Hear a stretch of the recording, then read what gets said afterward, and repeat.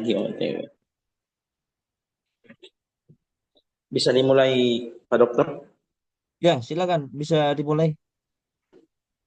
Bismillahirrahmanirrahim. Assalamualaikum warahmatullahi wabarakatuh. Alhamdulillah, wassalatu wassalamu ala rasulillah wa ala alihi wa sahbihi wa wala hawla wa la quwwata illa billah. Rabbi shrah li sadri wa yassir li amri wahlul 'uqdatam min lisani yafqahu qawli. Allahumma la sahla illa ma Poin ja'altahu gambarnya sahla. ada nggak, Ardona? Ada di grup. Ada tuh. Oh, Mungkin dari teman ya. Sebelum kita mulai ini ada boleh bantuannya Ustadz Isfa. Ada nggak? Ustadz Ali Nah, Ustaz. boleh minta bantuannya Ustadz, Nah, Ustaz. untuk menampilkan PPT. Bismillah, insya Allah pada siang kali ini Ana akan mempresentasikan ya terkait perang salib ya. Eh, Tentunya nantinya makalah ini pasti banyak koreksiannya ya. Mungkin dari teman-teman langsung bisa beri masukan. Kalau ada hal yang nggak bisa dijawab, tentunya nanti bisa kita diskusikan bersama. Bismillah, saya akan mulai.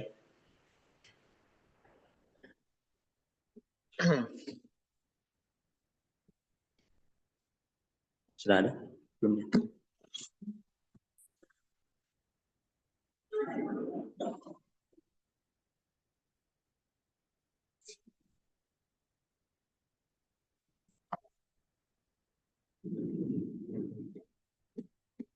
Oke, perang salib.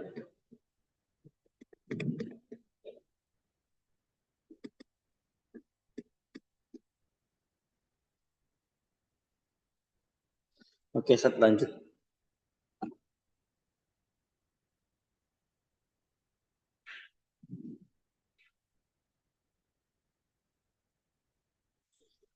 Perang salib merupakan salah satu peristiwa paling penting dalam sejarah peradaban dunia, khususnya antara hubungan umat Islam dan Barat Kristennya.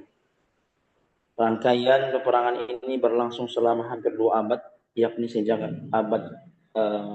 akhir abad 11 hingga pertengahan abad ke-13 Masehi.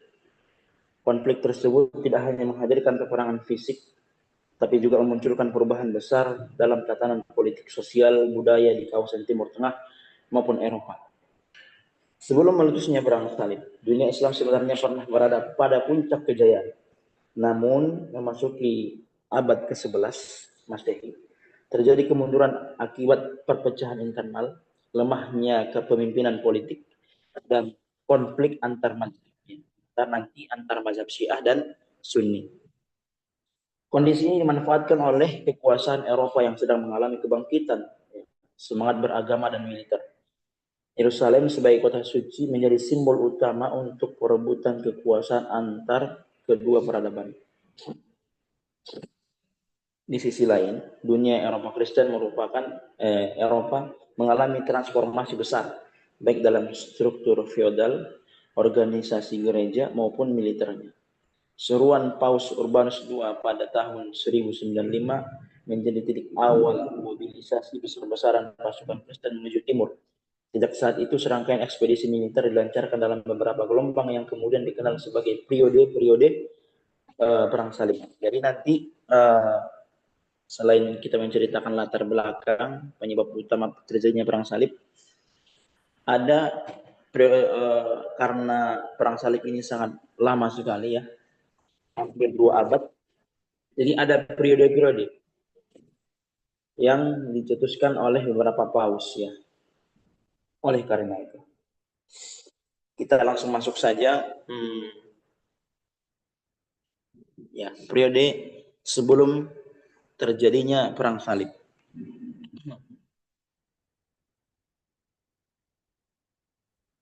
Jadi waktu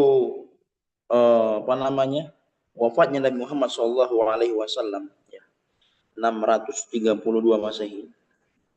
muncul namanya Khulafaur Rasyidin. 3 dinasti itu, Khulafaur Rasyidin, kemudian apa ya? Dinasti siapa ya? Kemudian muncul dinasti-dinasti dan puncak dinasti kekuasaan Islam saat itu adalah di dinasti Abbasiyah. Nah, sejak itu kan terjadi yang namanya perluasan wilayah Islam, ya, perluasan wilayah Islam. Nah, mulai dari kuasa itu adalah penaklukan India Utara hingga Perancis Selatan, dan abad ke-8 kekuasaan Islam mencapai masa kejayaannya di bawah dinasti Abbasiyah tahun 750 Masehi dan seterusnya. Akan tetapi periode ketiga itu adanya kemunduran internal dalam dunia Islam pada abad ke-10 dan ke-11. Munculnya perpecahan dalam dinasti Abbasiyah di Baghdad. Karena adanya perpecahan ini dan adanya konflik di antara dunia Islam, maka melemahlah stabilitas politik dan militer umat Islam. Dan kebetulan juga ternyata di Spanyol, ya, di Eropa, adanya kebangkitan umat Kristen yang kita sebut dengan Renaissance Kristen, ya. Setelah terjadinya kemunduran kaum muslimin, bersamaan adanya kebangkitan umat Kristen, yaitu bangsa Norman merebut Sisilia dari kaum muslimin, dan kaum Kristen yang ada di Spanyol merebut Toledo dan terus bergerak menuju selatan.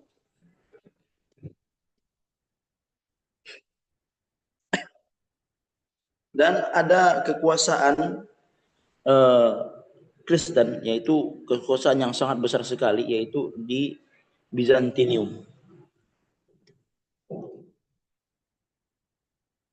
Bizantium ini melakukan serangan di wilayah kaum muslimin Suriah Utara, ya, dan beberapa kota sudah berhasil dikuasai pada abad ke-10. Kemudian yang ke-6 itu perlu sama-sama kita ketahui bahwa kaum Kristen sejak kaum muslimin berada pada puncak kejayaan itu, orang-orang Kristen sebenarnya diperbolehkan untuk menziarahi atau mengunjungi Yerusalem, ya, yang dimana Yerusalem ini nanti tempat puncak tempat terjadinya perang salib. Dan Eropa saat itu, orang-orang Kristen Eropa saat itu sudah mendengar, ya, sudah mendengar kemajuan peradaban Islam dan kemewahan di kota-kota orang-orang Islam, yaitu di Baghdad, ya. Namun pada abad ke-11 mereka mendapatkan laporan, mendapatkan informasi bahwa ternyata dunia Islam, ya, baik dari segi politik dan militernya, itu terjadi kemunduran. Dan kemunduran itu adanya konflik internal dalam dunia Islam. Munculnya perselisihan antara dinasti Fatimiyah, Syiah Ismailiyah, dan Khalifah Abbasiyah Sunni.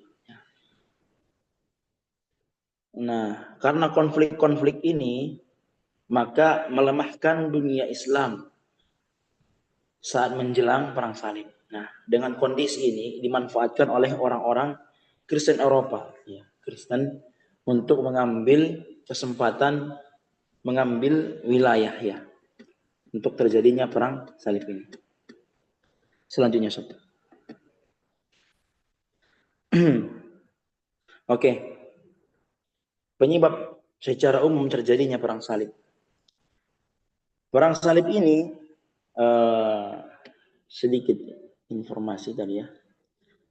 Tujuan utamanya adalah merebut tanah suci Yerusalem, ya, dan mendirikan kerajaan Latin di timur. Disebut perang salib Karena setiap tentara dan prajurit, setiap tentara atau prajurit mengenakan tanda salib pada pakaian panji dan perisainya. Jadi setiap orang tentara salib ini memakai simbol salib pada senjata dan pakaiannya. Penyebab utama ini bukan semata-mata karena perang agama. Bukan karena semata-mata perang agama. Tetapi hal ini dikarenakan adanya faktor politik, ekonomi, dan pengaruh kekuasaan gereja ya, yang turut mendorong terjadinya perang ini.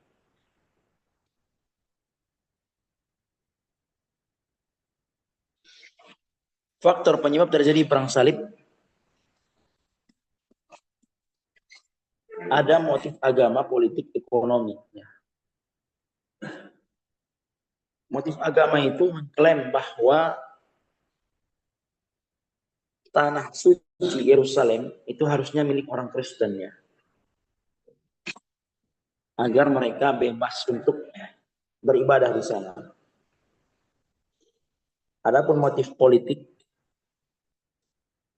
adanya niat dari para penguasa Eropa, penguasa Kristen itu melakukan perluasan kekuasaan kerajaan-kerajaan yang di Eropa. Jadi tidak cukup dengan kerajaan wilayah yang itu, mereka ingin betul-betul merebut, ya, mengambil kekuasaan-kekuasaan yang lain juga, yaitu kekuasaan Islam pada saat itu. Kemudian ada motif ekonomi, yaitu perebutan jalur dagang dan kota-kota strategis. Adapun penyebab pendukung dari hal ini adalah karena adanya krisis di dunia Islam. Ya, adanya kemunduran tadi, kemunduran politik, kemunduran kekuasaan, kemunduran militer. Oke. Next step.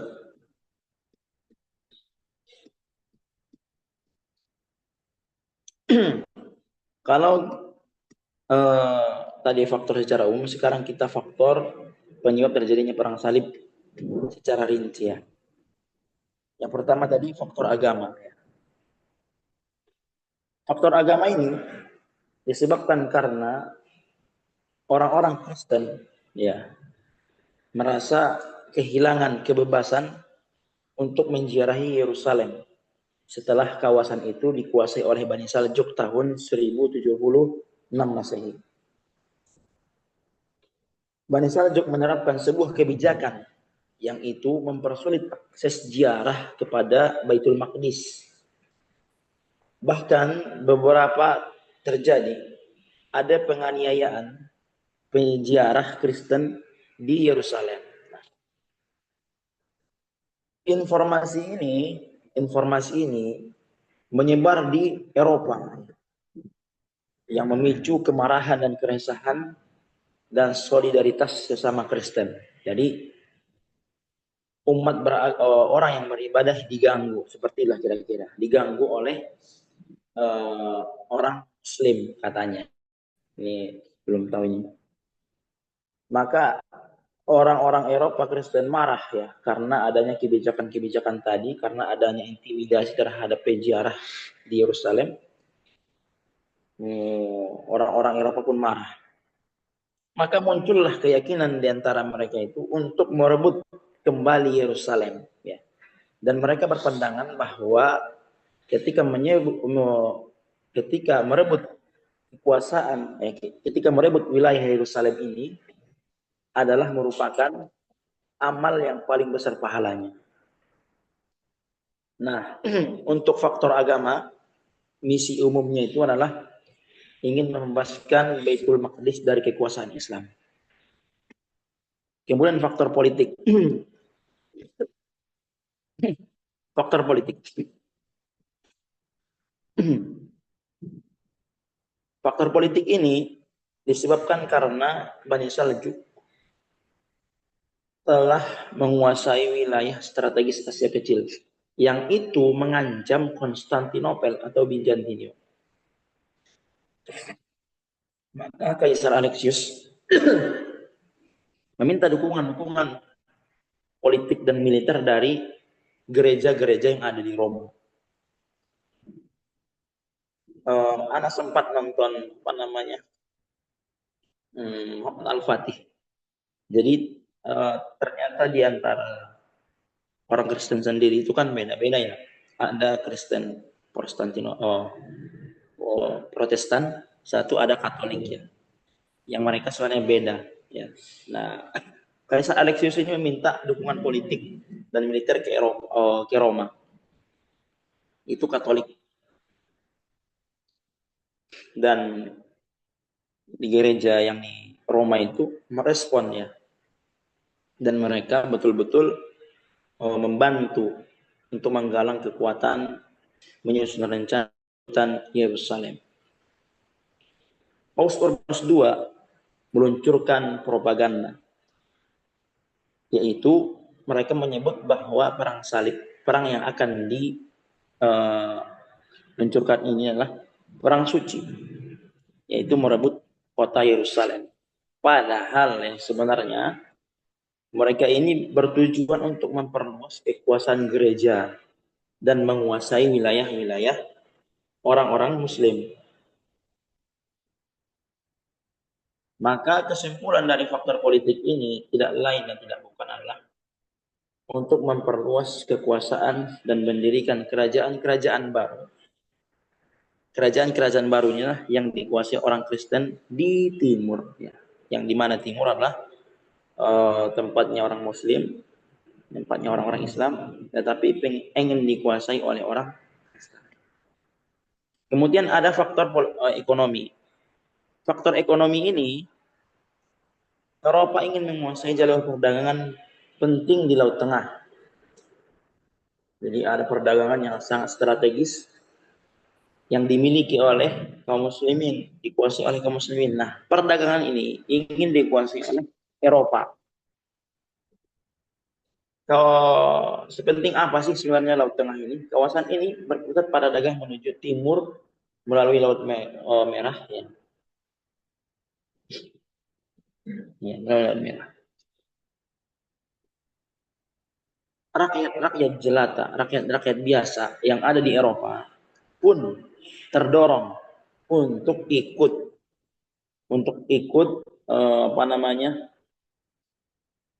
merasa ingin ikut serta dalam peperangan ini. Kenapa? Karena mereka merasa ketika kaum muslimin yang menguasai ekonomi itu, jalur ekonomi perdagangan itu, mereka merasa ditindas secara ekonomi dan diberikan pajak, ya, pajak yang tinggi. Nah, akibat jalur perdagangan ini, mereka merasa miskin, merasa inilah akibat kemiskinannya yang terjadi di kerajaan mereka dan gereja. Maka karena ada dorongan tadi itu, dorongan kepada rakyat-rakyat itu, gereja mengambil kesempatan, ya. Pihak gereja mengambil kesempatan bahwa ketika bisa mengambil posisi jalur perdagangan, maka mereka bisa lebih sejahtera. Nah, begitulah kira-kira. Lebih sejahtera dan mendapatkan peluang rampasan dan lahan yang sangat banyak di wilayah Islam. Maka dengan faktor-faktor ini, ya tadi ekonomi perjaluan perdagangan itu, rakyat Eropa sangat menyambutnya, sangat antusias terhadap adanya ekspansi namanya, ya, atau ingin merebut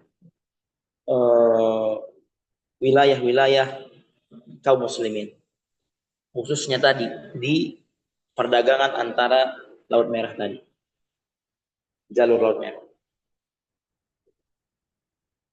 Sebenarnya faktor kuatnya. Faktor kuat tadi faktor. Ada faktor yang sangat kuat sekali. Kenapa orang Kristen ingin sekali merebut? Kenapa mereka terbetik untuk bisa merebut mengambil kekuasaan kaum muslimin? Kenapa? Yang tadi yang sudah kita sebutkan di awal, yaitu adanya kelemahan, adanya lemahnya persatuan umat Islam setelah wafatnya Malik Syah tahun 1092 Masehi. Bani Saljuk melemah, maka terjadilah perang internal antara Bani Saljuk dan Bani Fatimiyah. Nah, karena melemahnya kekuasaan kaum muslimin dan adanya perang saudara antara kaum muslimin, maka peluang besar, peluang emas ini diambil oleh bangsa-bangsa Eropa. Nah, itu. Kemudian faktor memperkuatnya adalah berdirinya kerajaan-kerajaan Eropa baru, yaitu seperti bangsa Normandia di Italia, Venesia, Genua, dan negara-negara yang dimana negara-negara ini memiliki armada laut yang kuat, ambisi ekspansi yang kuat, dan sangat memiliki kepentingan ekonomi yang besar di kawasan timur. Nah, situasi-situasi ini memperkuat Eropa, memperkuat niat kuat bangsa Eropa, rakyat-rakyatnya semuanya ingin melancarkan serangan besar-besaran ke dunia Islam. Next set.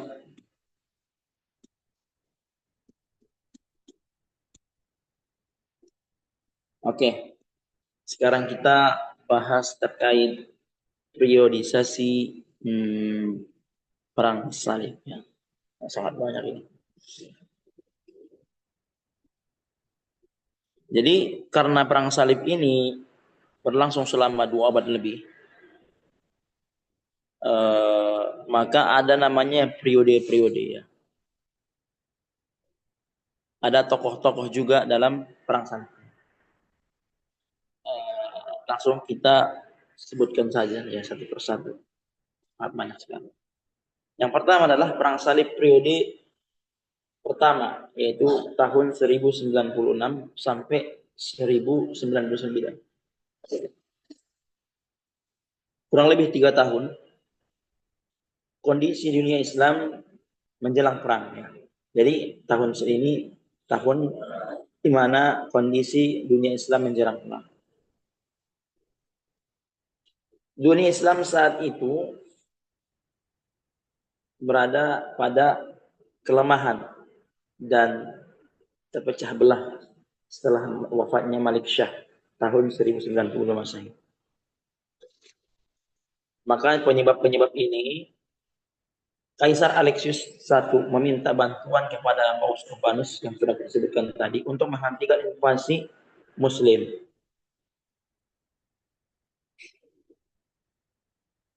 Kemudian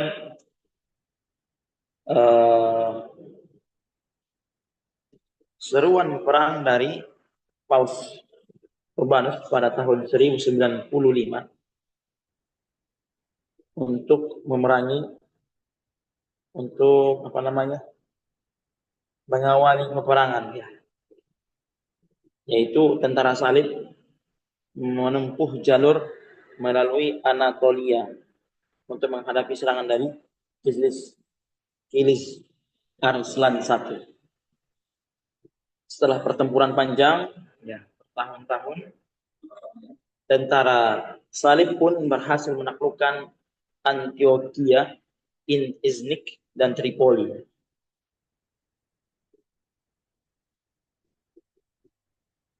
Namun mereka gagal menaklukkan Aleppo dan Damaskus. Kemudian periode yang kedua, yaitu tahun 1147 sampai 1149. Yang melatar belakang ini adalah reaksi dunia Islam setelah Edessa direbut kembali oleh Imaduddin Zangki ya pada tahun 1144 Masehi, yang kepemimpinannya dilanjutkan oleh Nuruddin Zangki.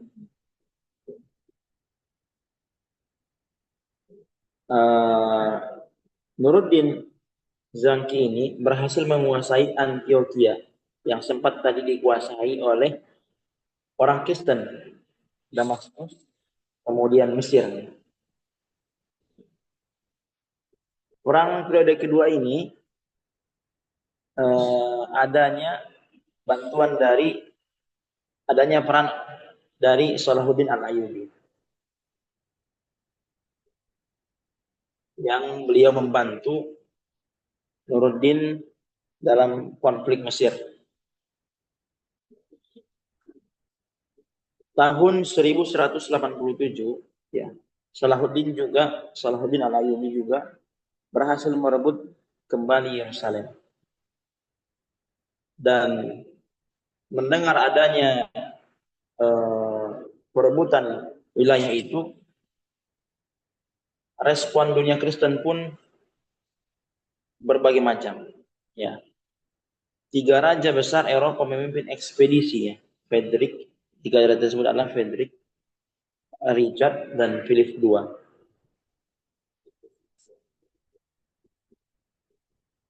Pertempuran besar terjadi di Akka. Umat Islam mundur untuk mempertahankan Mesir. Namun pasukan Kristen tetap gagal merebut Yerusalem. Kemudian perang salib periode ketiga, yaitu setelah jatuhnya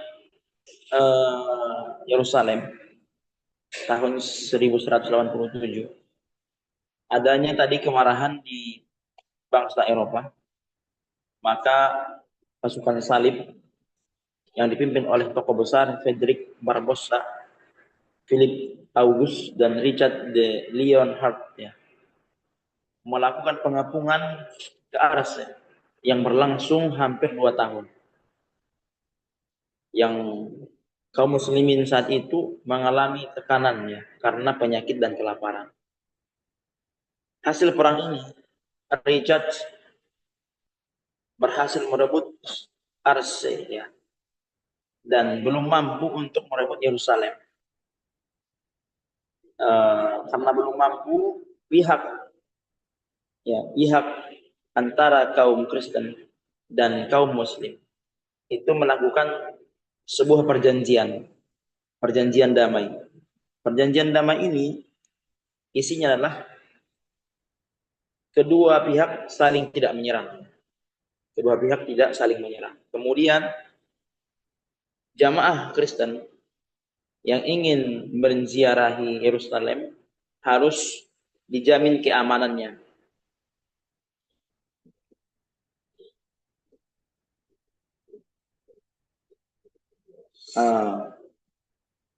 Agar tidak terjadi lagi bentrok. Oke, sekarang kemudian ada perang salib periode keempat. Perang salib periode 4 ini dari tahun 1198 sampai 1204, yang dilatar belakangi oleh Paus Celestine III setelah wafatnya Salahuddin. Perang ini yaitu adanya penaklukan Beirut oleh pasukan salib, yang dimana perang ini dilawan oleh putranya Salahuddin ya, Al-Adil. Nah, perang ini terjadi perjanjian damai selama 3 tahun. Kemudian periode yang kelima,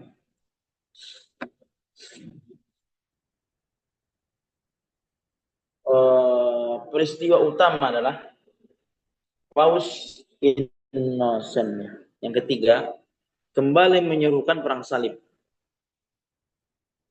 Akan tetapi Kristen justru menyerang Konstantinopel, bukan wilayah Islam. Nah, peperangan yang kelima ini tidak berdampak langsung kepada dunia Islam, karena ini konflik di antara orang Kristen tersendiri.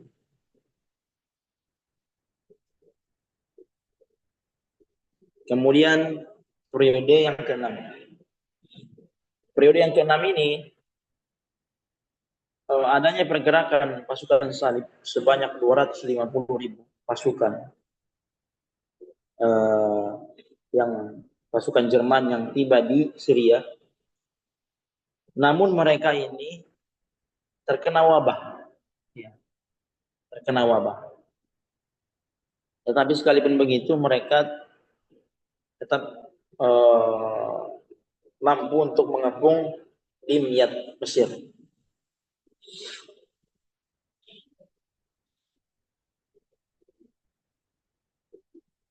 Hasil perang periode ke-6 ini tidak lain dan tidak bukan adalah terjadi lagi damai, ya. Damai setelah pasukan kaum muslimin menekan pasukan salib.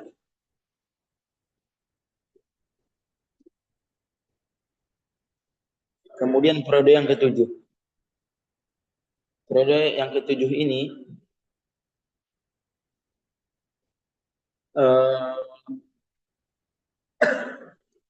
yaitu Sultan Al-Kamil bekerja sama dengan Frederick dari Jerman, ya. Yang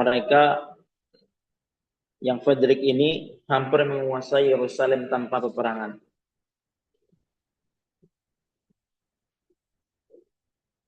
Kemudian yang kedelapan adalah yang dipimpin oleh Louis dari Prancis, yang dia ini membawa pasukan mendarat di Dimyat Mesir. Karena kaum muslimin lemah, langsung bisa mengambil kekuasaan.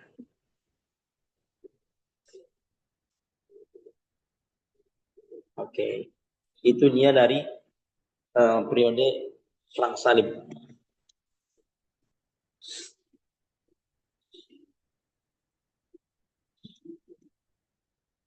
Oke, dampak perang salib, ya.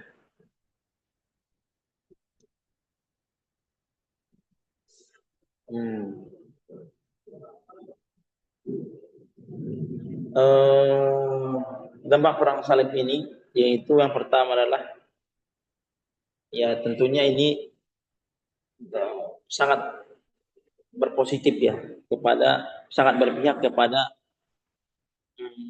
orang-orang Kristen. Yang pertama itu perluasan wilayah Bizantinium. Wilayah Bizantinium bertambah luas.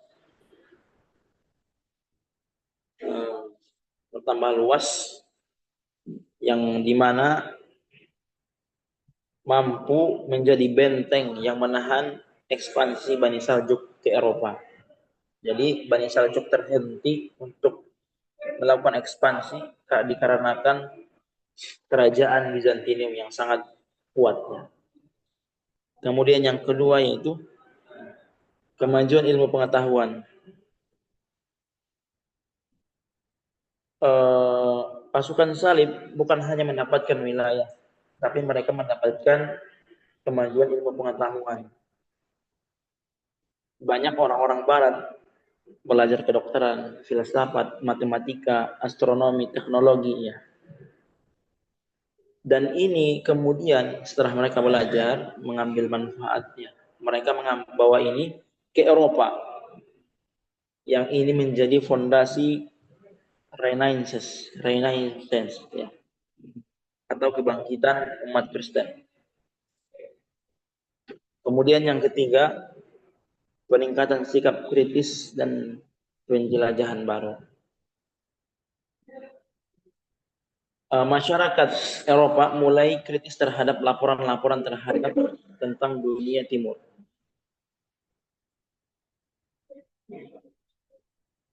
yang memicu semangat eksplorasi benua baru. Contohnya adalah perjalanan Marco Polo menjadi inspirasi Columbus menemukan Amerika. Kemudian yang keempat, berkembangnya hubungan perdagangan. Jadi karena terjadinya perang tadi, perdagangan Timur Barat semakin maju. Mesir dan Suriah menjadi jalur penting perdagangan dunia barat. Kekayaan kerajaan dan rakyat Eropa bertambah. Jalur perdagangan berkembang ya hingga Tanjung Harapan. Lama kelamaan ya, karena adanya perkembangan di dunia Eropa ini, lama kelamaan pusat perdagangan bergeser dari timur ke barat.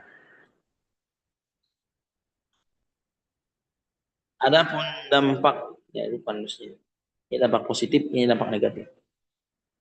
Adapun dampak negatif bagi dunia Islam, dampak positif sangat minim sekali, hampir tidak ada ya. Tapi dampak negatifnya sangat banyak sekali kepada dunia Islam. Yaitu yang pertama adalah kekuasaan kaum muslimin semakin kecil, banyaknya kota-kota hancur, ekonomi melemah, dan infrastruktur rusak. Jadi dampak positifnya sangat banyak kepada orang-orang Eropa dan dampak negatifnya justru kepada kaum muslimin. Artinya dunia Islam dengan terjadinya perang salib ini menderita sangat banyak. Manfaatnya ada, tapi penderitaannya itu sangat banyak sekali. Oke, terakhir ya. Relevansi peradaban Bani Abbasiyah dan perang salib dengan masa kini Indonesia.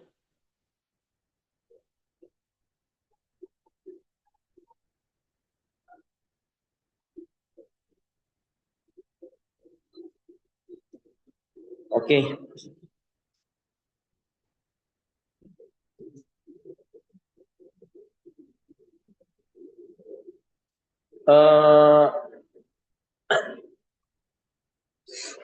Perang salib ini memberikan pelajaran tentang konflik agama, politik, dan sosial yang terjadi akibat perpecahan dan kurangnya toleransi.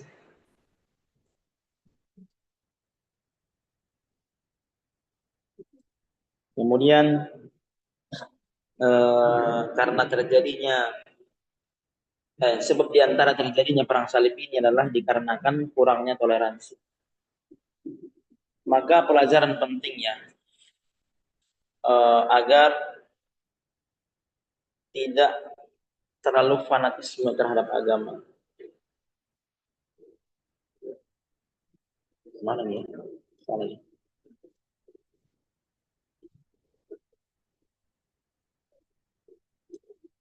Mana tadi?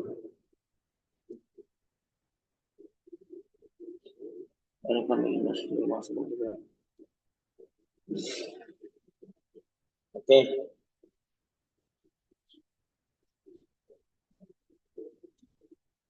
Kemudian pelajaran yang kedua adalah perlunya penguatan persatuan dan kesatuan bangsa. Jangan sampai ada terjadi perpecahan internal, karena perpecahan ini dapat melemahkan sebagaimana di dunia Islam tadi. Ya. Maka dari itu hendaklah Indonesia menjaga persatuan nasional, menguatkan nilai-nilai Pancasila dan gotong royong, dan mencegah konflik sosial yang dapat melemahkan stabilitas bangsa. Kemudian pelajaran yang ketiga adalah pentingnya pendidikan dan penguasaan ilmu. Pertukaran ilmu antara umat Islam dan Barat saat perang salib mendorong kemajuan Eropa. Relevansinya untuk Indonesia adalah mari sama-sama memperkuat pendidikan nasional, mendorong riset dan teknologi dan inovasi, yang itu menjadikan ilmu pengetahuan sebagai fondasi pembangunan peradaban. Dan yang tadi ya, umat Kristen bukan hanya mengambil wilayah, Tapi mereka mengambil ilmu pengetahuan sehingga terjadi yang namanya kebangkitan umat Kristen di Eropa.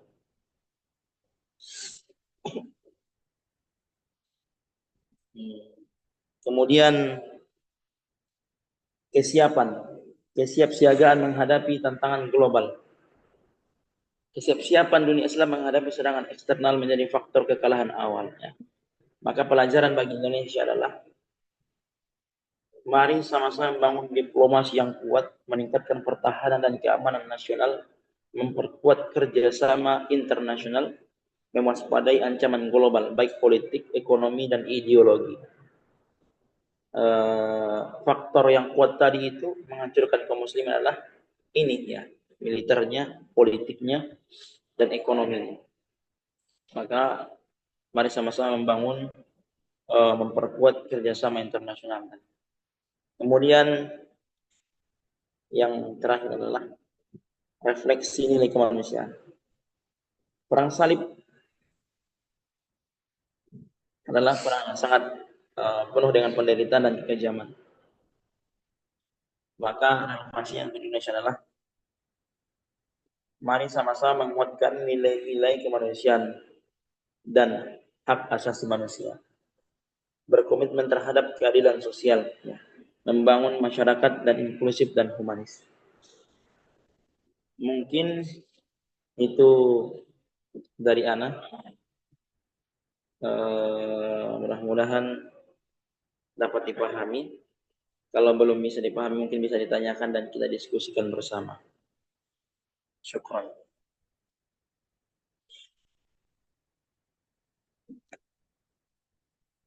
Mungkin dari teman-teman ada pertanyaan?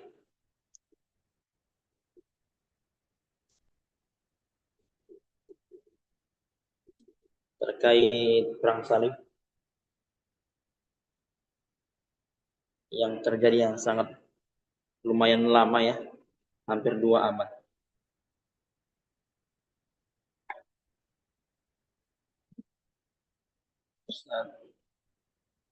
Ustaz Asy'ari, ada pertanyaan?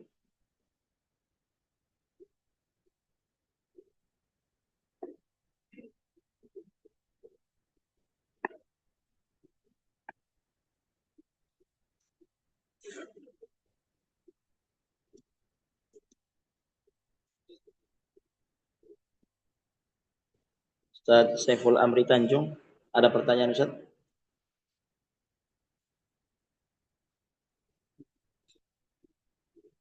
Kalau belum bisa dijawab nantinya kita diskusikan bersama dengan yang lain. Ustazah Susilawati punya pertanyaan?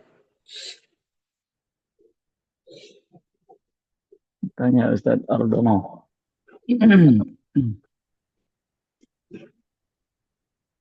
Jelas Ustadz ya suara. Tanya Ustadz.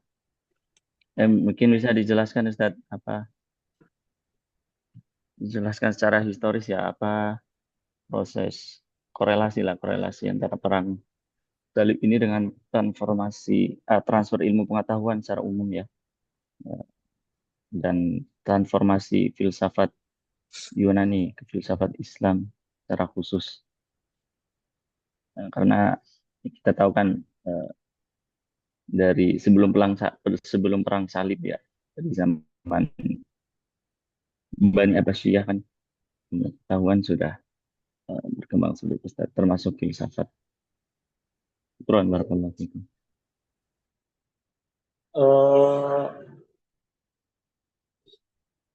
Apa tadi? Intinya tadi Ana coba sampaikan ulang pertanyaannya, apakah ini Ana tangkap ya?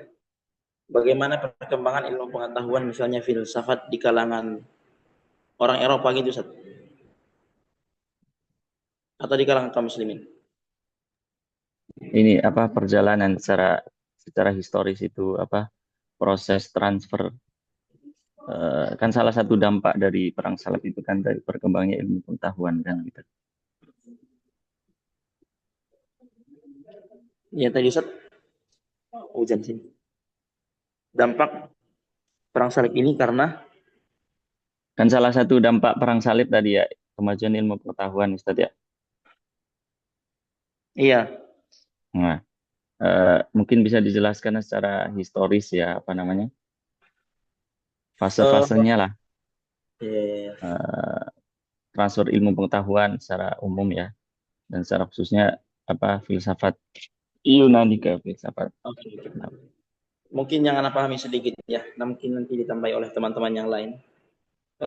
Jadi kalangan sebelum terjadinya perang salib ini sebenarnya ilmu teknologi, ilmu apalagi semuanya itu sebenarnya udah pernah maju di kalangan umat Nasrani ya, udah pernah maju dan kaum muslimin juga banyak belajar dari mereka. Akan tetapi ya dulu di Kristen itu ada namanya, anak nggak tahu istilahnya apa, tapi kurang lebihnya begini, harus taat kepada keputusan apa ya, keputusan eh, Paulus ya. Jadi apa yang disampaikan oleh pendeta di gereja itu harus taatnya. Yang nggak taat berarti dipenggal, yang nggak taat dimusuhi seperti itu.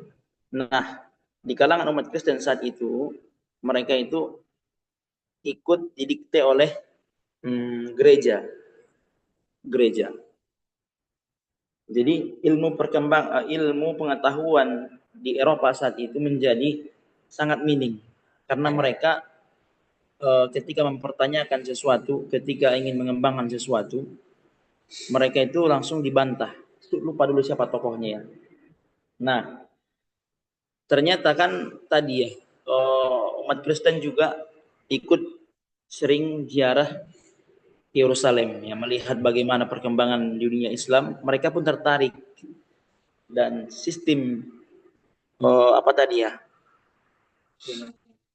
mengikuti arahan dari Paulus ataupun pendeta itu sudah tidak terlalu berpengaruh lagi karena melihat adanya perkembangan dunia Islam. Gimana menceritakannya lebih simpel? Jadi di kalangan kaum muslimin sudah maju, kemudian Eropa itu nggak maju karena adanya sistem taat taklid kepada Paulus begitu. Gimana menceritakannya lebih simpel? Mungkin yang lain bisa membantu anak menjawab pertanyaan Ustaz Aldi ini.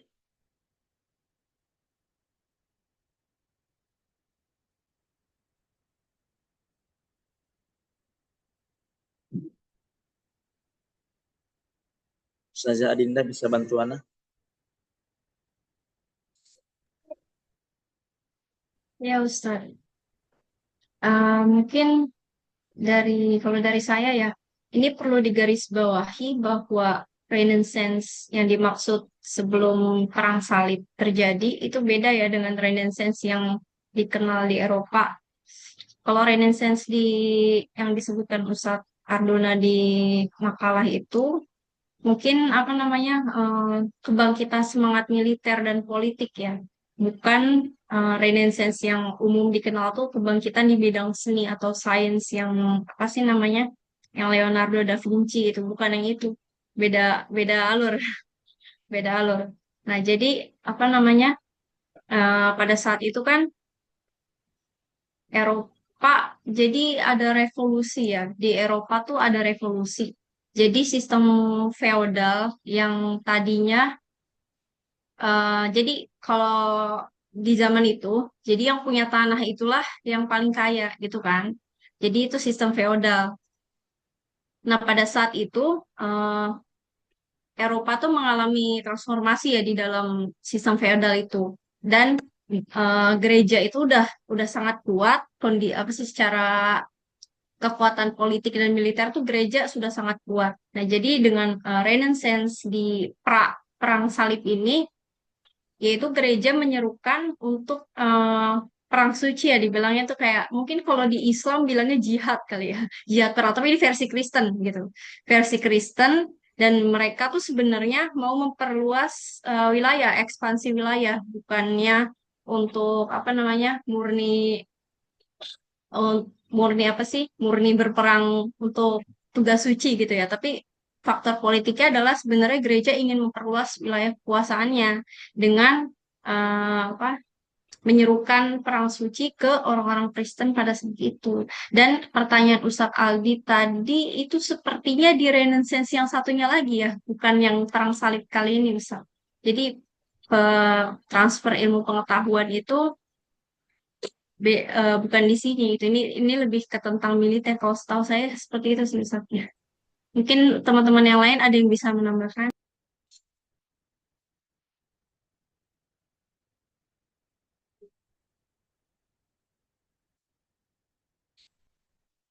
Syukron saja Adinda, saja Dinda.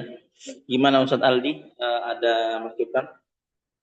Ya, berarti yang saya pahami tadi ya, salah satu dampak dari perang salib itu kan pengetahuan. Ya, sepemahaman saya, terus ya karena mereka ya jauh sebelum perang salib dan perkembangan ilmu pengetahuan kayak di Daulah Bani Abbasiyah ya kan berkembang ya. Terus perang salib itu mereka perangkan, terus mereka ambilnya nggak rempah-rempah, terus nggak apalah nggak, tapi ambil ilmu-ilmu juga yang dari orang-orang Muslim gitu. Terus mereka kembangkan di Eropa gitu nggak Ustaz? Ya memang tadi Anda cantumkan begitu Ustadz. Jadi penziarah kaum Kristen di Eropa itu kan melihat kemegahan di apa namanya kaum muslimin, mereka tertarik melihat kok bisa kaum muslimin seperti ini begitu. Nah ketertarikan ini mendorong mereka untuk bisa menguasai dan mengambil ilmu begitu. Makanya tadi sebenarnya perang ini kan bukan karena semata-mata karena agama ya, karena memang di antara kaum muslimin dan Kristen ini juga ada pertukaran ilmu pengetahuan seperti itu. Kurang lebih begitu sih. Ya, berarti perang salib apa jadi salah satu inilah ya, eh, apa ya, jembatan ya Pak, katalisator ya apa ya, ya buat berkembangnya ilmu pengetahuan juga di Eropa gitu ya. Jadi berkah ya, barokah nggak barokah juga sih. Iya, Apa ya? dampak Iya, terjadinya iya. peperangan ini kan di Eropa sangat banyak sekali Ustaz.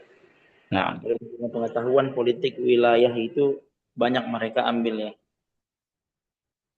yang mereka bawa ke Eropa ya, menjadikan ini salah satu faktor kebangkitan kaum Kristen ya di sana. nah, jazakumullah khairan Ustaz. Dan barakallahu fikum.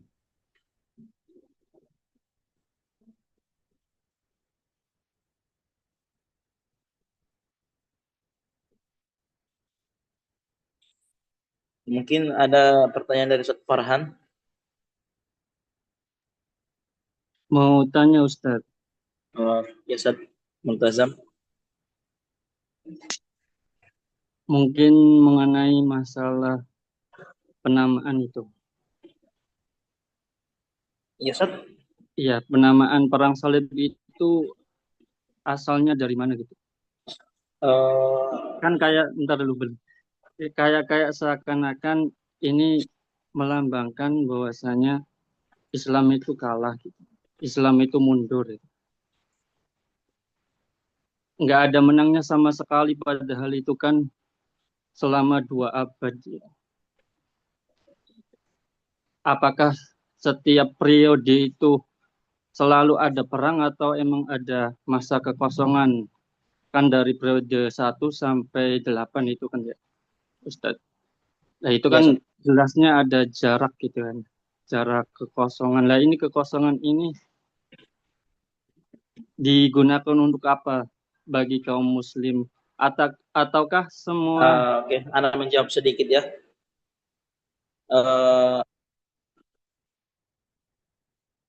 Menjawab sedikit dari pertanyaan Ustaz Multazam ya. Penamaan perang salib ini. Tadi sebenarnya sudah disebutkan sama Ana ya. Penamaan ini sama seperti perang Jamal ya. Perang Jamal itu dikarenakan Bunda Aisyah memakai onta ya. Nah, salib ini juga dinamakan perang salib karena pasukan prajurit dari bangsa Eropa tadi dan Bizantium ya, itu ada tanda salib ya di baju, di alat dan senjata-senjata mereka lah ada tanda salib. Nah, makanya dinamakan perang salib. Nah, kemudian pertanyaan yang kedua adalah, apakah setiap periode peperangan ini dimenangkan oleh Kristen? Tidak ya, tidak. Jadi yang namanya penyerangan ya, orang Kristen menyerang ya, kemudian ditahan oleh kaum muslimin. Nah, setelah ditahan, peperangan ini tidak berhenti ya, maka dibuatlah yang namanya surat perjanjian damai. Jadi ada masa kedamai juga. Jadi satu raja nih udah damai dengan raja atau khalifah ya. Ya raja lah kita sebutkan di kerajaan Islam udah damai. Kemudian ada raja berikutnya di Kristen ini ingin melakukan ekspansi lagi begitu Ustaz. Jadi sudah damai, kemudian raja baru ingin menyerang lagi begitu. Jadi tidak selamanya dimenangkan oleh kaum Kristen, dan memang perang ini pada umumnya kerugian di pihak kaum muslimin.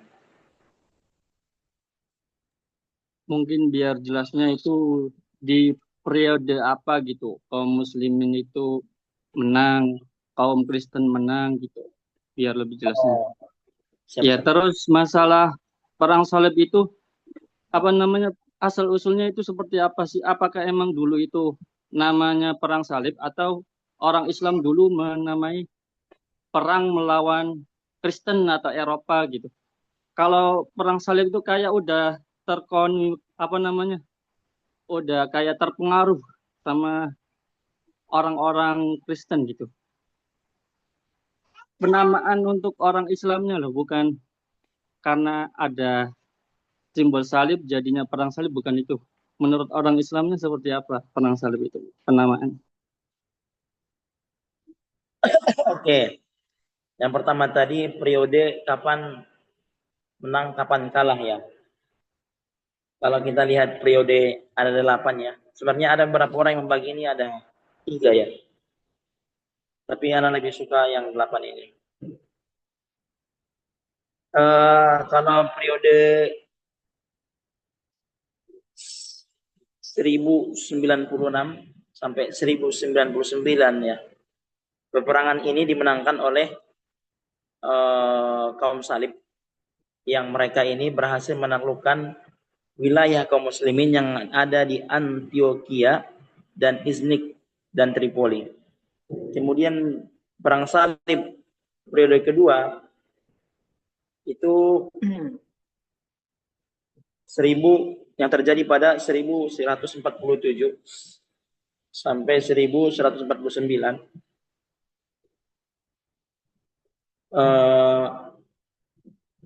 Ini terjadi lagi peperangan yang dimana kaum muslimin yang menyerang ya, mengambil kekuasaan dari orang Kristen ya, yang peperangan ini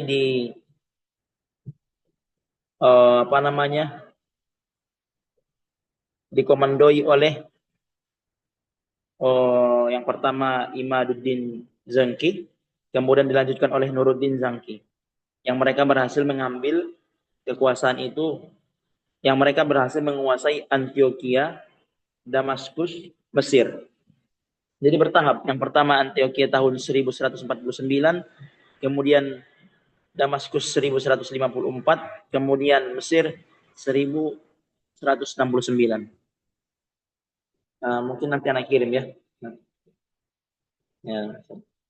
Nah, untuk penamaan ini, Ana belum tahu, Ustaz. Ana belum tahu sebenarnya siapa yang menamai perang ini dengan perang salib. Tapi yang ada di makalah Ana, perang salib ini dinamakan karena setiap prajurit tadi ya melakukan eh, tuliskan ya, membuat lambang salib di pakaian mereka dan di senjata-senjata mereka. Mungkin dari teman-teman lain ada yang bisa membantu Ana? Kenapa dinamakan perang ini perang salib?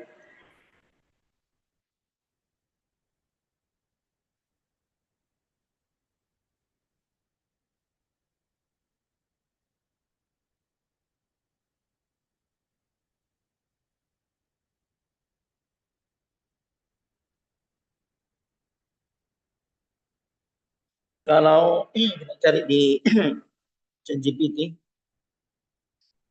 ChatGPT ini hanya ya penamaannya perang salib di bahasa Indonesia dan di bahasa Arab itu harb salib, harb as-salib, harbus salib.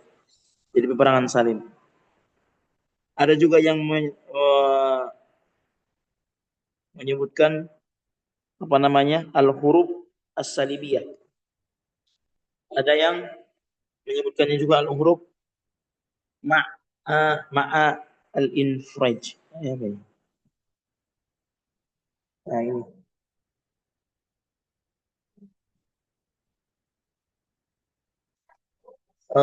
Perang salib ini sebenarnya terjadi ya itu saat tadi kaum muslimin modern. Mungkin ada dari teman-teman lain ada informasi terkait penamaan perang salib ini apa dan kenapa dinamakan perang salib?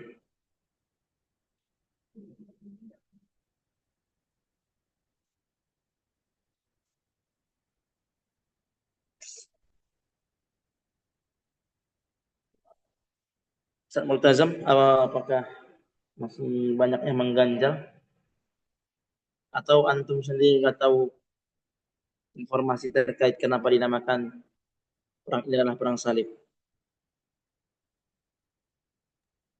Iya, mungkin yang teman-teman lain gitu, ada yang mau nanyain atau gimana nanggapi.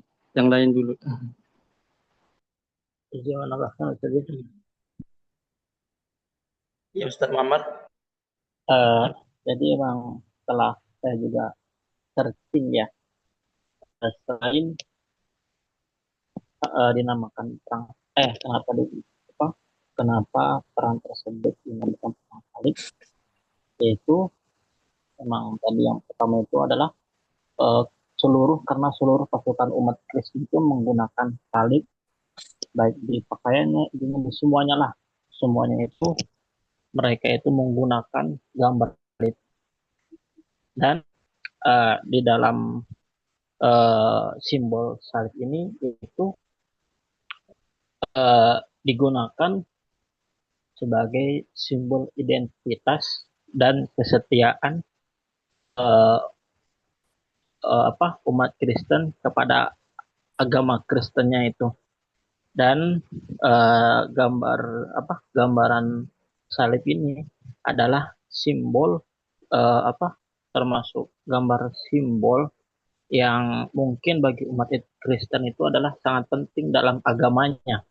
Karena kenapa? Karena di balik gambar salib ini merupakan adalah lambang kematian dan kebangkitannya Tuhan mereka, yaitu Yesus Kristus. Mungkin itu saja tadi yang mungkin bisa saya tambahkan. Terima kasih. Jazakallah khair. Jadi inti yang disampaikan beliau tadi adalah bahwa orang-orang Kristen pasukan salib itu membuat lambang di baju itu adalah sebagai simbol kesetiaan tadi Ustaz ya, terhadap agama dan Tuhan mereka. Ada masukan yang lain? Saya Ustadz mau izin menambahkan ya, menanggapi mungkin pertanyaan dari Ustadz Multazam. Tadi Ustadz Multazam tanya kenapa dinamakan perang salib. Yang kedua, apa sebutan umat Muslim pada saat itu ketika menyebut tentang perang tersebut gitu? Apakah benar menyebut dengan perang salib atau gimana? Apakah ada sebutan lain gitu ya Ustadz ya? Yang pertama tadi seperti sudah dijelaskan juga ya sama Ustadz Ardona dan Ustadz Muammar. Kenapa salib? Karena itu simbol suci bagi umat Kristen. Itu yang kedua. Dan mereka pakai di apa sih, jubah-jubahnya, terus bendera-benderanya dan semuanya itu pakai lambang salib. Jadi kayak kenapa dinamakan perang salib ya karena itu jadi simbol mereka. Dan yang kedua, mungkin menurut saya karena ini tuh eh, ada seruan langsung dari Paus ya, dari Paus di Roma gitu.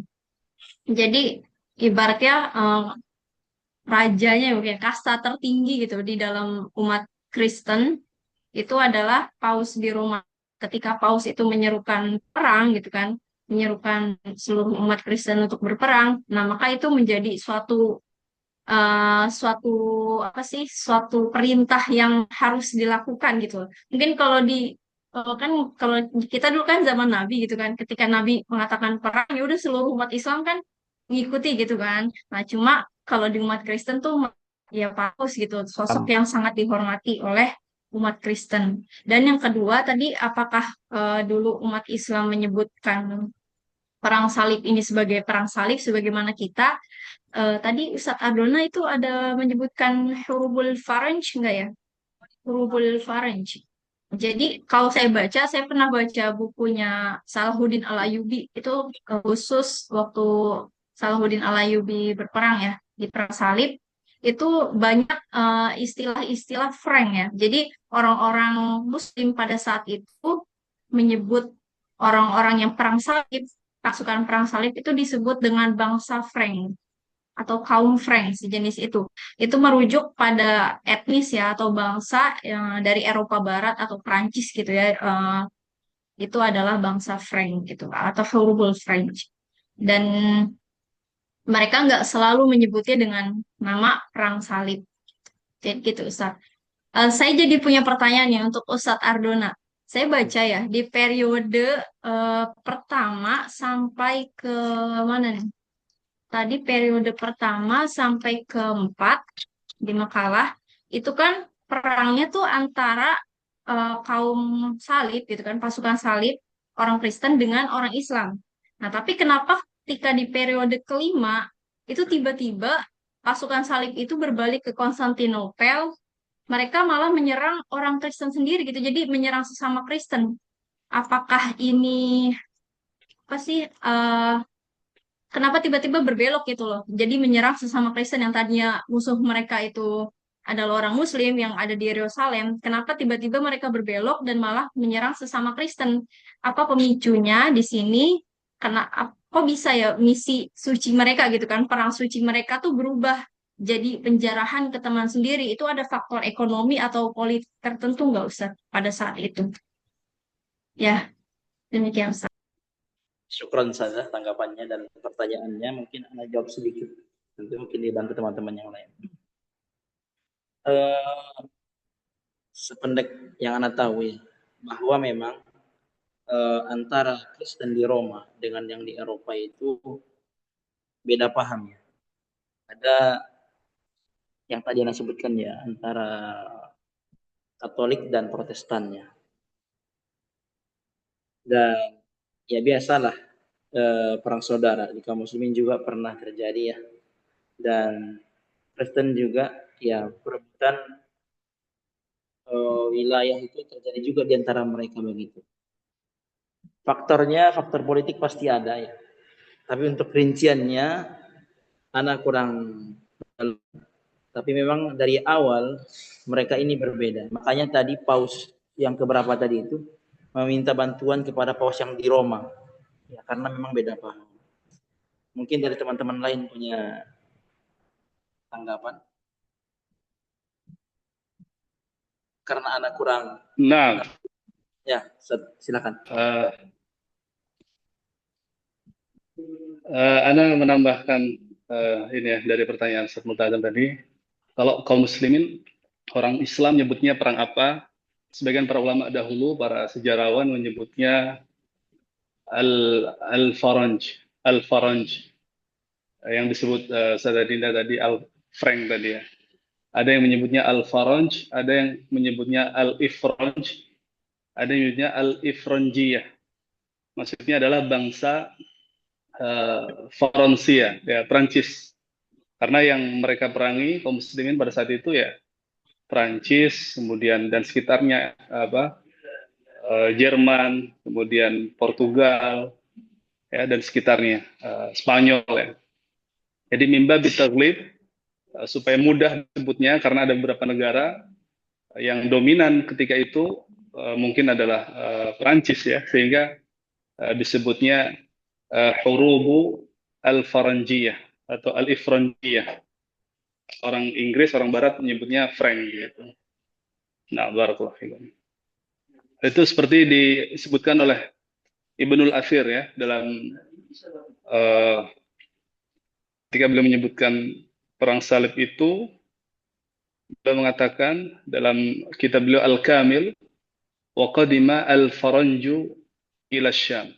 Jadi al-faranj atau al-ifranj begitu.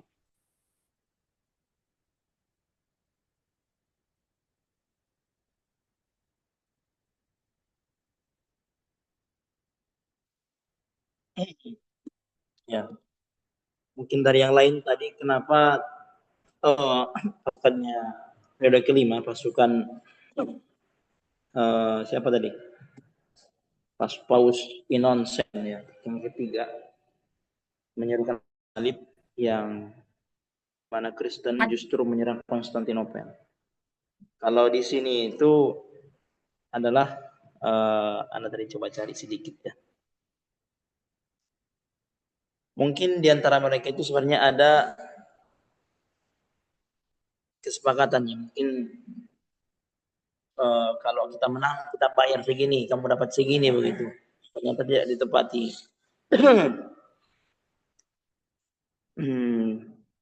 Janji tersebut tidak dipenuhi ya. Justru adanya pengkhianatan ya dari Alexius keempat, yang dimana pada akhirnya dia ini digulingkan begitu.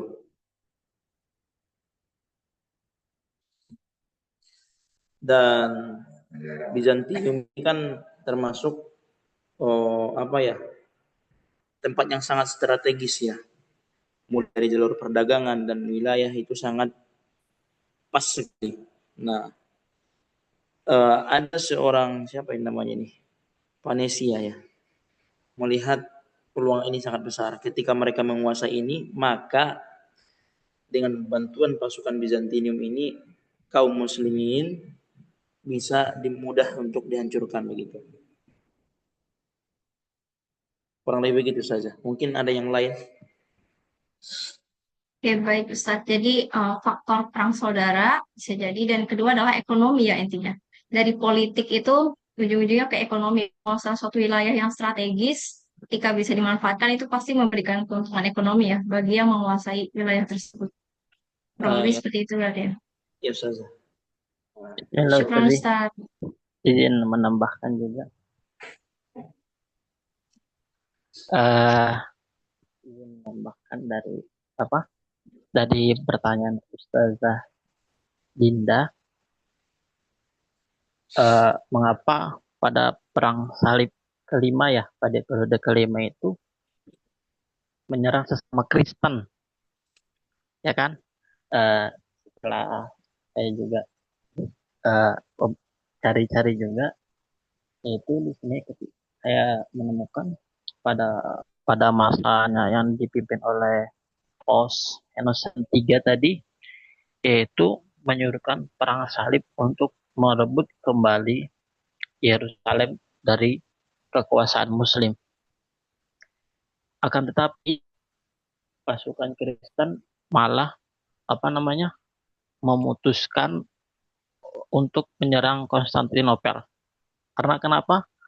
Karena yang merupakan Konstantinopel itu merupakan pusat Kristen Ortodoks Timur, dan dengan alasan bahwa kekhalifahan Bizantium itu tidak mau membantu pasukan umat Kristen itu untuk memerangi melawan umat Islam. Dan yang ada pun penyebabnya itu yaitu yang pertama, salah satu penyebab utama penyerangannya adalah persaingan antara Kristen Katolik Roma dengan Kristen Ortodoks Timur. Dan yang kedua itu Kristen Ortodoks Timur telah memisahkan diri dari Kristen Katolik Roma sejak pada tahun 1054 Masehi, dan sejak itu kedua belah pihak telah bersaing untuk memperebutkan dan mendapatkan pengaruh dan kekuasaan pada tahun itu.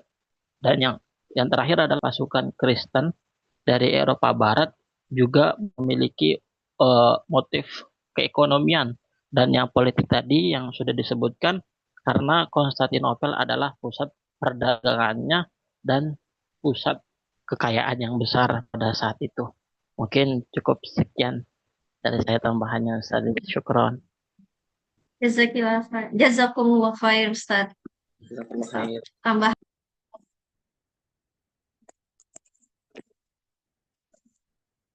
Masya Allah, Ustaz Muhammad sangat mencerahkan sekali jawaban. Jazakallah khair, Ustaz. Mungkin ada tambahan dari teman-teman yang lain atau ada tanggapan dari teman yang lain atau pertanyaan baru. Tentunya kalau tidak bisa saya jawab, mungkin nanti bisa sama-sama kita diskusikan. Terima kasih atas tanggapannya Ustadz Ishfa dan Ustadzah Adinda. Mungkin dari beliau-beliau ada yang tahu nggak penamaan perang salib itu pencetusnya itu dari siapa itu? Apa dari orang Islam atau orang Kristen? Masalahnya kalau dinamakan perang salib itu seakan-akan kita mengkaji sejarah lewat orang Kristen gitu. Artinya sejarah versi Kristen itu namanya perang salib. Kalau versi Islam itu ya bisalah yang dikatakan Ustadz Isfa mungkin barangkali menemukan gitu.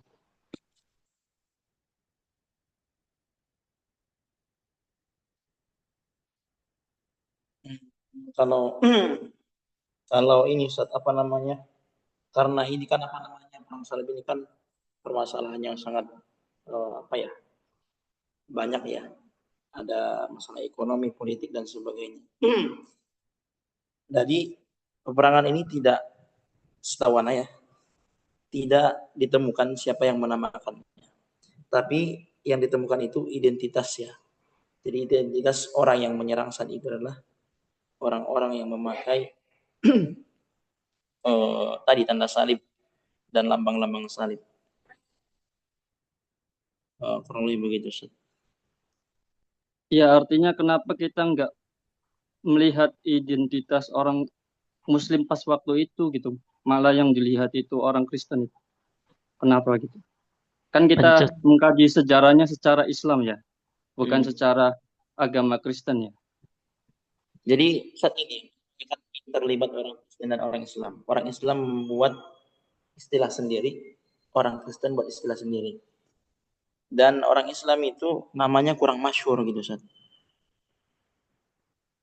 Ada yang menamakan ini, tadi yang disebutkan itu Al-Faranj tadi itu. Ada juga Al-Hamalat As-Salibiyah, yaitu serbuan orang-orang yang bersalib. Jadi apa namanya? Lebih dominan jadi namanya, Ustaz. Gak tahu kenapa itu. Tapi kalau kenapa orang Kristen buat istilah itu, kenapa orang Islam buat istilah? Jadi sama-sama buat istilah sebenarnya. Wallahu a'lam. Mungkin dari teman-teman lain tahu.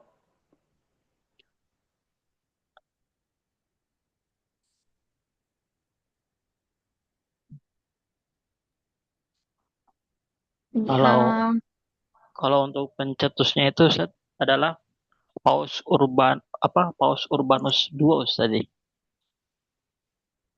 Itu dengan awalnya itu menggunakan kata istilah crux yang artinya salib untuk menggambarkan perang yang akan dilakukan oleh pasukan Kristen untuk merebut kembali tanah suci yaitu Yerusalem dari kekuasaan Muslim. Dan istilah crux ini kemudian terus berkembang yaitu menjadi crusade dalam bahasa Inggrisnya yang kemudian diterjemahkan menjadi perang salib dalam bahasa Indonesia. Mungkin itu tadi.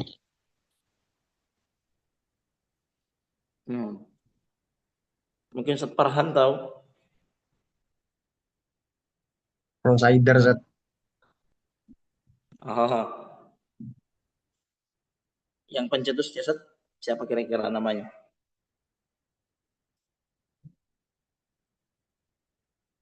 Selain yang disebutkan sama Ustaz Muammar tadi. Mungkin Ustaz Multazam, setiap orang kan berhak menulis sejarah ya, yang melihat langsung ya. Jadi dia itu yang tadi Anda sebutkan, ada dari pihak Kristen, ada dari pihak Muslim yang menuliskan nama-namanya.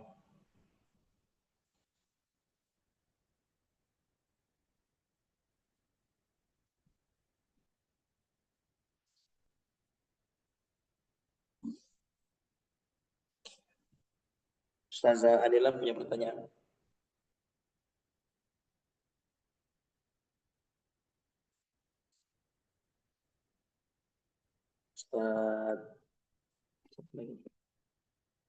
Ustazah Widya Anwar. Ustazah Amania.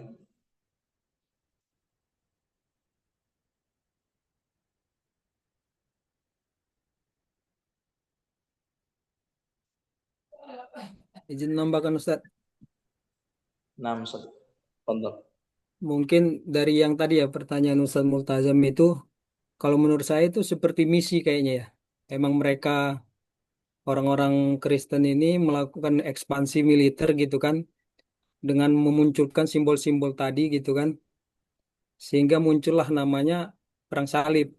Kemudian para sejarawan itu karena hal-hal yang muncul itu tadi simbol-simbol itu jadi dikukuhkan sama para sejarah itu bahwa yang terjadi itu perang salib gitu. Kalau menurut saya gitu. Jadi ada misi emang yang ditonjolkan di situ seperti simbol secara tidak langsung kan itu mengarah ke situ jadinya gitu. Kemudian itu buat penambahan saya ingin menanyakan sesuatu kepada Ardona eh, tentang masalah ilmu pengetahuan itu. Kalau tadi kan di Ardona itu menjelaskan bahwasanya orang-orang Eropa itu bahkan mengambil ilmu pengetahuan dari orang-orang Islam gitu ya. Dengan ilmu-ilmu kedokteran, teknologi, dan lain sebagainya itu kan. Yang menjadi pertanyaan saya, menurut Ustadz Ardona, apa faktor yang menjadikan orang-orang Eropa itu jadi lebih maju gitu? Secara teknologi, secara dalam hal lah, sampai yang sekarang yang kita ketahui itu kan, bahwasanya secara teknologi, secara ilmu pengetahuan, bahwasanya penemuan-penemuan itu banyak ditemukan oleh orang-orang yang non-Muslim sendiri gitu. Nah, yang jadi pertanyaannya faktornya, kira-kira faktor apa yang membuat orang Eropa itu menjadi maju dalam hal itu dan faktor kenapa orang Muslim sendiri nggak maju dalam hal itu gitu. Saya menjawab sedikit ya soal pertanyaan Ustaz Saiful Amin. Untuk kemajuan teknologi ini sebenarnya sudah terjadi jauh sebelum terjadi perang salib. Jadi penemuan-penemuan ini sudah ada ya sebelum terjadi perang salib. Nah, pertanyaannya kenapa saat ini Eropa itu lebih maju dan kaum muslimin malah tertinggal? Dan justru beberapa negara kaum muslimin seperti Arab Saudi, Uni Emirat Arab itu banyak mengcopy paste ya dari orang-orang Eropa. Satu memang yang anak ini ya, ilmu pengetahuan di bangsa Eropa itu jauh lebih dilonggarkan seperti itu. Mana ya? Pun masalah ilmu pengetahuan itu difasilitasinya jauh lebih banyak di bangsa-bangsa Eropa daripada bangsa kaum muslimin sendiri. Maka karena fasilitasnya kurang di yang sekarang ini ya, kurang difasilitasi, jadi perkembangan ilmu pengetahuan itu berpindah ya sedikit demi sedikit ke bangsa Eropa. Kurang lebih begitu, San. Dan inovasi kaum muslimin ini ya tadi diantaranya itu karena terlalu fanatik agama sepertinya. Jadi orang-orang terlalu fokus ke agama, jadi lupa ilmu pengetahuan alam. Padahal harusnya tidak ada di kotak-kotak ya ilmu itu. Ilmu ya ilmu. Kurang lebih begitu, Ustaz. Mungkin ada dari teman yang lain.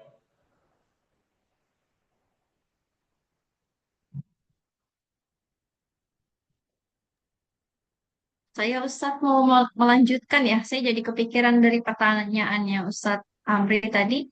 Kan katanya perang salib ini merupakan transfer ilmu pengetahuan ya dari peradaban Islam ke Eropa gitu.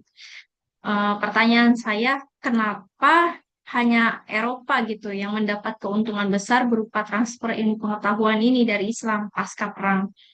Dan kenapa nggak terjadi sebaliknya gitu, Ustaz? Kenapa saat itu umat Islam tuh nggak ngambil teknologi militer atau strategi perang tertentu dari Eropa gitu?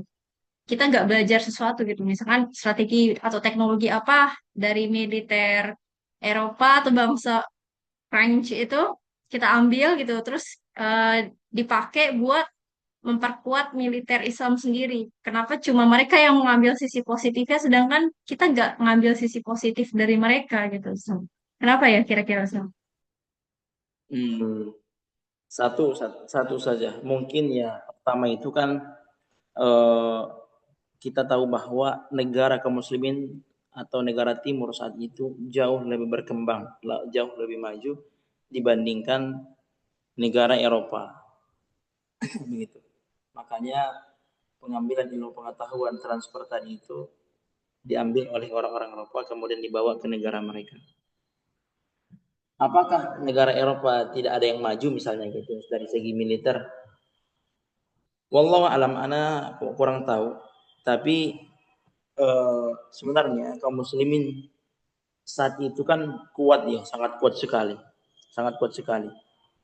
Jadi untuk mengambil strategi dari mereka mungkin minim ya. Tapi karena memang tadi adanya konflik di kalangan kaum muslimin, itu kan yang menyebabkan kaum muslimin kalah sebenarnya. Yang menyebabkan kaum muslimin kalah itu dari peperangan itu kan karena adanya konflik di antara kaum muslimin sendiri dan adanya perebutan wilayah kekuasaan, ya perang saudara gitu. Allah nggak tahu motif apa namanya, kenapa hanya orang Eropa yang belajar dan kaum muslimin yang tidak mengambil ya dari orang-orang Eropa. Cukup ya jam 3. Ada lagi yang pertanyaan belum dijawab?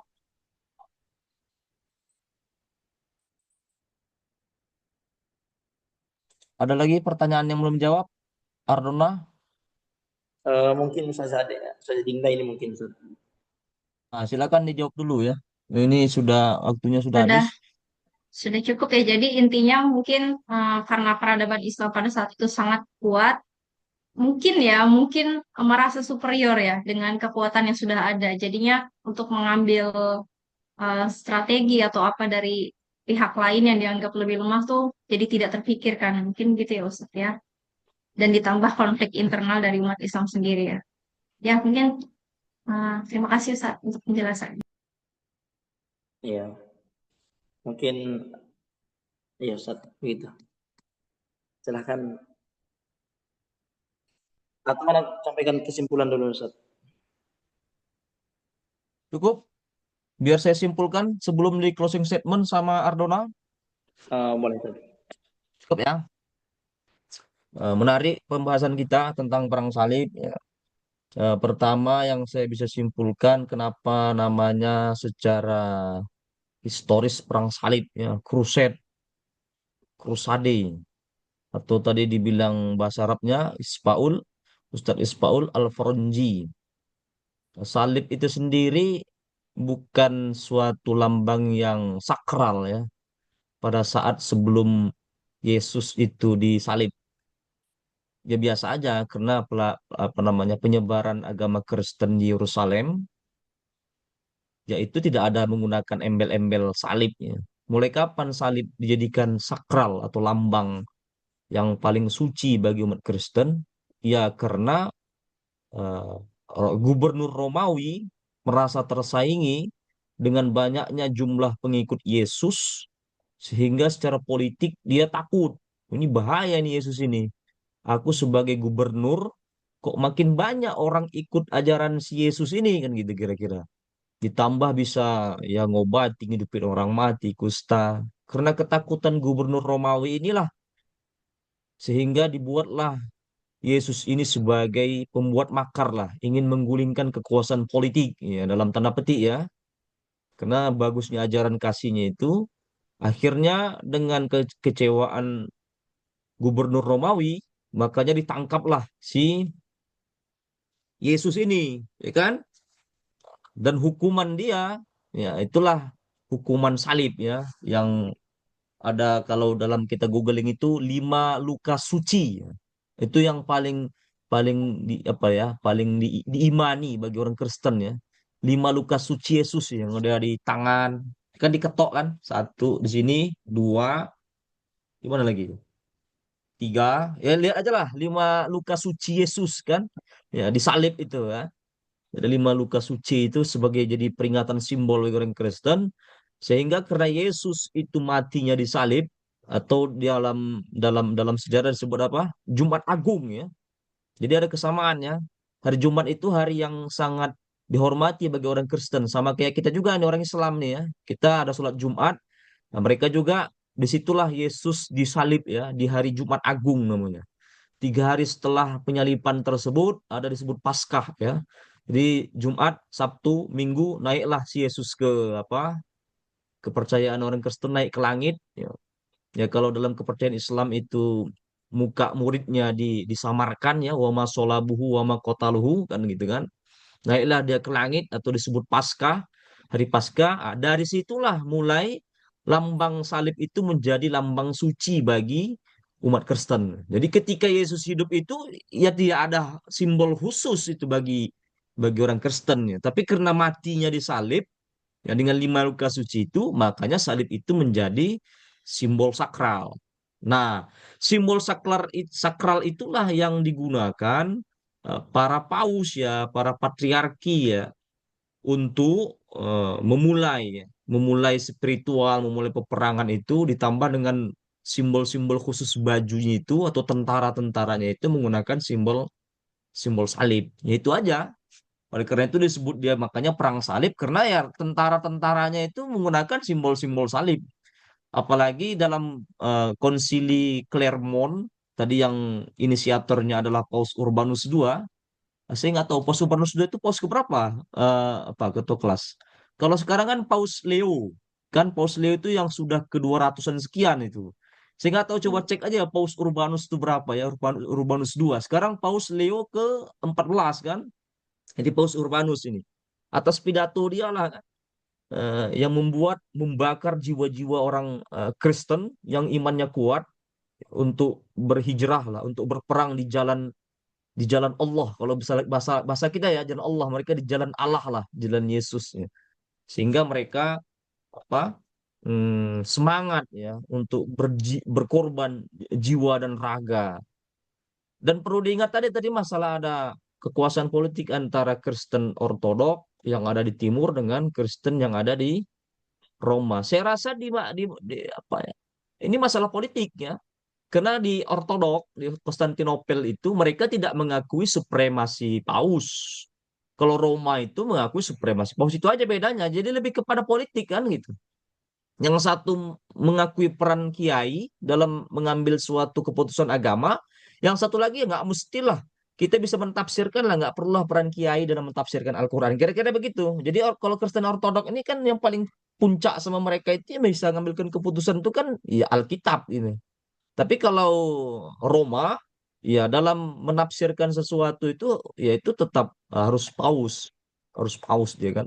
Jadi mengakui supremasi paus dalam suatu kebijakan hukum. Sementara Ortodok tidak. Jadi lebih kepada itu saja konfliknya ya, antara Ortodok sama sama Roma. Nah, kalau kita merujuk kepada RPS, di situ saya buat transformasi filsafat Yunani kepada filsafat Islam Muslim. Dan judulnya sebab-sebab munculnya Islam, ya, itu karena sudah tidak logis lagi orang Islam itu aja, tidak bisa berpikir kritis lagi, filsafatnya sudah berubah. Yang pada masa Umayyah Abbasiyah filsafatnya ciri khasnya peripatetik. Ya, peripatetik itu filsafat yang didirikan Aristoteles, ya, rasional, kemudian logik, ya, empiris, logik. Tapi sudah masuk filsafat di Islam ini kepada filsafat pasca peripatetik, atau bahasa lainnya filsafatnya sudah filsafat pasca Ibn Rus. Jadi pas filsafat pasca Ibn Rus lagi sudah tidak main akal lagi, tapi sudah masuk ke fase esoterik, fase tasawuf. Jadi sebenarnya menyebabkan Islam ini munculnya gara-gara tasawuf itu. Jadi kenapa? Memang tasawuf itu tidak ingin dunia kan gitu. Tasawuf itu menghindari dari dunia. Ya, maksudnya tokoh-tokohnya muncul pas kayak menurut kan ada Illuminati siapa? Suhrawardi, ya Suhrawardi, Al-Maktul yang dibunuh. Karena mikirnya nggak logik ya. Masalah Nur Al-Anwar, masalah cahaya, tidak ada ukurannya. Sementara filsafat peripatetik ya sebelum eh, puncak filsafat peripatetik kan Ibn Rus ya, yang dia Spanyol, semenanjung Iberia. Sampai gerakan Averroes terjadi di Eropa, itu sangat sangat logik ya, sangat rasional. Tapi ini nggak rasional lagi itu. Bagaimana kita bisa bersatu dengan Tuhan ya, manunggaling kagula Gusti, itu kan Illuminati itu. Kalau di Jawa kan siapa? Siti Jenar, ya. Itu kan pas Nurus. Makanya Suhrawardi Al-Maktul. Dia Suhrawardi dibunuh. Kenapa? Karena ajarannya aneh. Ya, bisa manusia bersatu dengan Tuhan. Itu kan Suhrawardi itu. Gara-gara ajaran cahayanya dia bisa bersatu, dibunuh. Kemudian siapa lagi itu?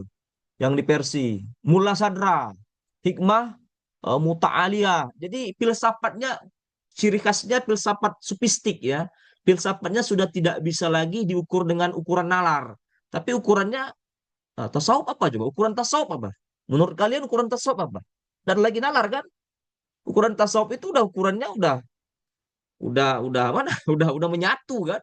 Sudah manunggal ya. Ukuran tasawuf itu kan sudah larinya bukan ke murni akal lagi, tapi sudah ada peran hati di situ kan? Udah peran bukan hati apa? Ya hati, peran perasaan di situ. Bukan lagi peran akal, lebih kepada perasaan.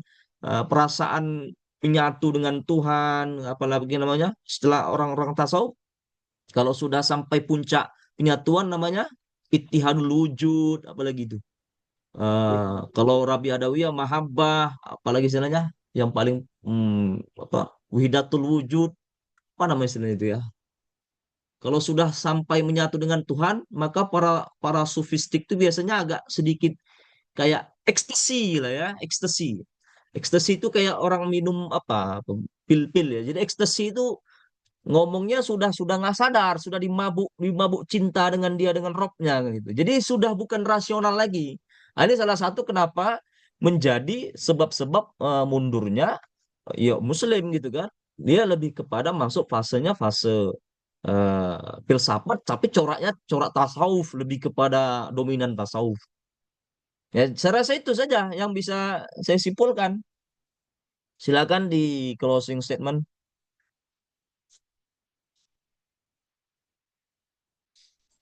Eh, Terakhir sebelum ditutup, bahwa perang salib ini bukan semata-mata karena perang agama, tapi ini adalah